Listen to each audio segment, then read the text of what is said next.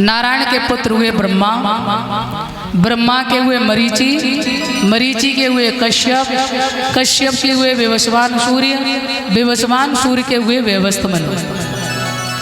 और ध्यान देंगे कहते हैं विवस्वान सूर्य जो है इनके जो व्यवस्थ मनु हुए इन्हीं के पुत्र हुए हैं सुधुम्न। एक बार अच्छा सूर्य वंश में ऐसा बताते हैं कि बिना यज्ञ के पुत्र नहीं होते हैं, चंद्र वंश में बिना झगड़े के शादी नहीं होती, ब्याह नहीं होते। राम जी आए तो यज्ञ करना पड़ा, रुक्मिणी को लेने गए तो झगड़ा करना पड़ा। हाँ युद्ध हुआ भैया कि नहीं। तो आ जाइए सूर्य वंश में तो महाराज के यज्ञ करने पर बेटा हुआ। एक दिन महाराज सुधुम्न जंगल में जाते हैं सखाओं के साथ में। एक इलाव्रत खंड जगह आती है जहाँ भोले बाबा माता पार्वती के साथ रहते थे। एक दिन कुछ संत भगवान वहाँ से निकल रहे थे, मैया ने देखा स्नान कर रही थी। मैया ने बाबा से कही बाबा तुम्हारे यहाँ कोई सम्मान ना है। क्यों? न दरवाजा है न दीवार है, मैं तो यहाँ स्नान कर रही थी और यहाँ तो है कि कजू संत भगवान निकल गए तो स्त्री ना रही हो पुरुष निकल जाए तो शर्म आती है। बोले हाँ बिल्कुल, और स्त्री निकल जाए तो बोले तो नहीं। बाबा ने कही तो दरवाजा दीवार की क्या जरूरत है, हम जा खंड को ऐसा साफ दे रहे हैं जो इसके अंदर आएगा वो अपने आप स्त्री बन जाएगा। जैसे ही उस खंड में प्रवेश किया महाराज सुधुम्न ने, सखा सखी बन गए, घोड़ा घोड़ी बन गया, महाराज स्त्री बन गए। बोल गोविंद भगवान की। अब पिताजी को खबर करी, पिताजी हम तो स्त्री बन गए, बड़ा दुख हुआ। तो उसी समय अपने गुरुदेव वशिष्ठ से कहा, वशिष्ठ समझ गए ये भोले बाबा का खंड है। भोले बाबा से निवेदन किया बाबा ठीक करो। बोले बिल्कुल ठीक ना हुए तो एक ही काम हो सकता है, ये 6 महीना स्त्री और 6 महीना पुरुष। बड़ी शर्म आई, शर्म के कारण देह का त्याग कर दिया।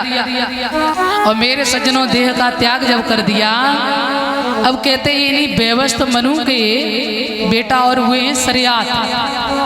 हाँ शर्यात की बेटी हुई सुकन्या जो चवर ऋषि को भी आई थी। इसी सूर्यवंश में आगे चल के महाराज नभग हुए, नभग के नाभाग, नाभाग के हुए अम्बरीश, बड़े व्रतधारी राजा। कहते हैं हर एकादशी को व्रत करते हैं, महीने में 2 एकादशी होती है, हर एकादशी निर्जल व्रत। हम लोग तो एक ही में परेशान हो जाते हैं, एक वर्ष में एक बार रहने में, और वो हर एकादशी को निर्जल। और ब्राह्मणों को दान करते हैं, गौएं दान करते हैं। पत्नी भी बड़ी सुशील है, हाँ जैसे पति और वैसी पत्नी। और एक बात तो जरूर मैं आपको बता दें परीक्षित महाराज, तुम्हारा जोड़ा कहाँ है जब बताओ पहले। आज 4 दिन हो गए मैं कथा करते ही मान याद आएगी, हम तो भूले ही थे, बता 10 ही बताए रहे। कहाँ है परिचित ने कहाँ आई, खोई गई तो मत जाइयो कहाँ है।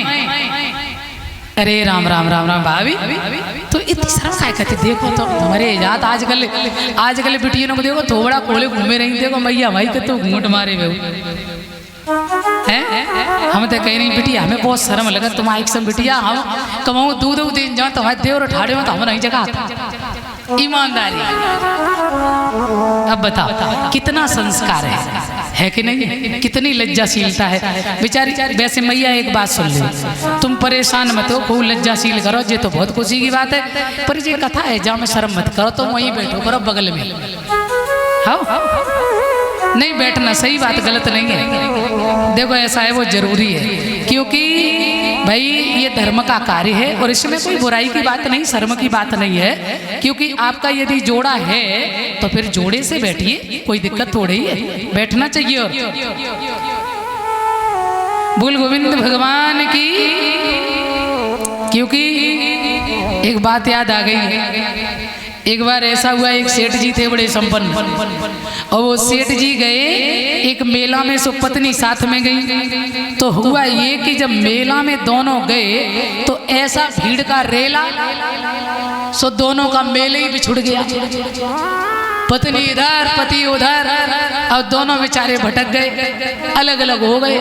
अब सेठ जी चारों तरफ ढूंढ रहे हैं, पत्नी कहाँ गई, पत्नी कहाँ गई। अब बेचारे परेशान हो गए, ढूंढते ढूंढते बड़ी देर हो गई, क्या करें कहाँ जाएं। सो सामने था एक राम जी का मंदिर। बेचारे सेठ जी वहीं आए और राम जी के मंदिर में पहुंचे तो पुजारी वहां खड़ा था। पुजारी ने देखा तो पुजारी पूछने लगा, क्या बात हो गई सेठ जी, उदास कैसे लग रहे। अरे क्या बताएं, वो हमारी पत्नी पता नहीं कहाँ खो गई। अभी यही हम लोग मेला में आए थे और जाने कहाँ वो बिछुड़ गई, हम बहुत देर से ढूंढ रहे, मिल ही नहीं रही है। सो राम जी के मंदिर के पुजारी ने कहा, सेठ जी एक काम करो, क्या थोड़ा प्रसाद चढ़ाओ राम जी पे। हाँ, और पत्नी तुम्हारी कहीं नहीं जाएंगी, परेशान मत हो, अभी मिल जाएंगी। सो सेठ जी संपन्न व्यक्ति, उन्होंने बढ़िया थाल भरो लड्डुअन को और 500 रुपया रखे बापे, और सेठ जी लेके पहुंचे वहीं मंदिर में। और जैसे ही लेके पहुंचे सो भगवान राम को अर्पित करने लगे, प्रभु जहां कहीं भी हमारी पत्नी हो तो ढूंढ के लाओ। अब हुआ ये, अब वो बेचारे प्रार्थना कर रहे हैं, इधर हनुमान जी का मंदिर वहीं बगल में ही था। सो हनुमान जी के मंदिर के पुजारी ने देखा कि ये भर के थरिया लड्डू और ये 500 रुपया वहीं जाएंगे, ना तो कुछ आने ना। सो उन्हें इशारा करो।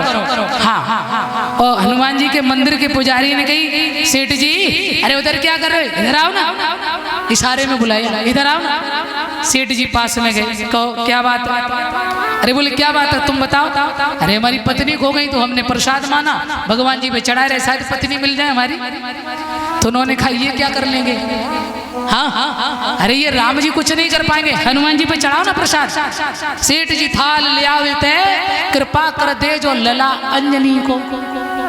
अंजनी लाल ने अगर कृपा कर दी तो तुम्हारी पत्नी अवश्य मिल जाएंगी। तो सेठ जी ने कही ये कैसे ढूंढ सकते। अरे मैं सीधा सीधा स्वामी के पास गया है, राम जी स्वामी है और हनुमान जी सेवक है, तो हमने तो सीधा सुप्रीम पावर से गए ना। राम जी सब कुछ कर सकते तो हमारी पत्नी को भी ढूंढ सकते। बोले चुपचाप रहो। बोले काहे। बोले इनकी पत्नी खुद ही खो गई थी तो ढूंढने जाई गए थे, ये अपनी को पतो ना लगा सके, तेरी त्रिया को पता का करे जो पतो न लगाए सके अपनी को। हाँ जी, ये तो अपने अपने विभाग की बात है भैया। हाँ, उनके चक्कर में ना पड़ा। बोले नहीं चढ़ा, जय गए थे लंका में ढूंढने, बोल गोविंद भगवान की। तो तुम्हें ढूंढने नहीं पड़े, मैं नजदीक ही है। बोल सच्चिदानंद भगवान की। आ जाइए। तो कहते हैं पति पत्नी एक जैसे यदि मिल जाए तो बड़ी भगवान की कृपा होती है। अम्बरीश और दोनों ही बड़े धर्मात्मा व्यक्ति हैं, मगर कभी कभी होता है पति धर्मात्मा पत्नी अपोजिट, और पत्नी अगर धर्मात्मा तो पति अपोजिट। पति तो बेचारे हनुमान की सेवा कर रहे हैं, पत्नी पीछे त्याई चंड का रूप लेके। अजा हनुमान दत्ता को 40 होगा तो जय पढ़ते रहोगे। कछु काम धंधा देखनो के ना देखने, जे लली लला देखने के ना, जे बताओ ऑफिस जाओगे कि ना। अरे श्रीमती मान जाओ, जाए रहे काहे परेशान। और अगर पत्नी पूजा कर रही है, अच्छा 4 मंदिर अगर डोले आई हो ना, पर दुर्गा माँ को पेड़ा खिलाई आई हो तो अब तो काम कर ले। सवेरे तो लेके जे मंदिर वो मंदिर जे मंदिर। तो कहने का मतलब ये है दोनों एक से मिल जाए तो बड़ी कृपा होती है भगवान की। अम्बरीश बड़े सुंदर है। एक बार दुर्वासा जी आए तो दुर्वासा जी से कहा भोजन करो। उन्होंने कहा भी नहीं, स्नान करके करेंगे। स्नान करने गए तब तक एकादशी में, कभी कभी जैसे द्वादशी में हम लोग जो व्रत खोलते हैं, त्रयोदशी लग जाती है। अब उन्होंने सोचा कि त्रयोदशी लगने वाली है, दुर्वासा जी आए ने क्या करें। तो संत ब्राह्मणों ने कहा कि ये भगवान का चरणों तक है ना, इससे आप अपना व्रत खोल लो, जब दुर्वासा आए तो भोजन करा देना। ऐसा ही किया तो दुर्वासा नाराज हो गए, एक जटा उखाड़ के कृत्या उत्पन्न की मारने के लिए। पर मेरे सज्जनों कहते हैं भगवान का भक्त जो होता है ना, भगवान के भक्त पर यदि कोई संकट आए तो भगवान कभी बर्दाश्त नहीं करते। भगवान खुद ही कहते अहम भक्त पराधीन है स्वतंत्र विद्वज साधुर ग्रस्त हृदयो भक्तेर भक्ता जनप्रिय। मैं भक्त के अधीन हूँ। भगवान ने सुदर्शन चक्र छोड़ा, दुर्वासा के पीछे पड़ा, चारों तरफ भागे, कहीं शांति नहीं मिली। अंत में आकाशवाणी हुई कि आप तो अम्बरीश की शरण में जाओ तो तुम्हारे प्राण बच सकेंगे। उसी समय अम्बरीश की शरणागति हुए तो दुर्वासा जी को प्रणाम किया अम्बरीश ने, और दुर्वासा जी गदगद हो गए कि आज हमने भगवान के भक्तों की महिमा को जाना है। भक्त की महिमा क्या होती है? अहो अनंत दासा नाम महत्वम दृष्ट पद्मो कृतांगसो अपि राजन मंगलानी समीहसे। भगवान के भक्तों की महिमा अनंत है। सुखदेव जी सावधान करते हैं, इसी वंश में आगे चल के महाराज युवनाश हुए हैं, इन्होंने यज्ञ किया है। तो जो मंत्रों से पढ़ के जल घड़े में भरा गया था, उस जल को रानी को पीना चाहिए था, मगर प्यास लगी तो महाराज ही पी गए। और जब यवनाश पी गए तो यवनाश को संतों ने कहा अब तुम्हें पुत्र होगा। 9 महीने के बाद बेटा हुआ। इंद्र ने आकर तर्जनी अंगुली उसके मुखारविंद में दी और कहा इसने मेरा दुग्ध पान किया है ना, तो इसका नाम होगा मानधाता।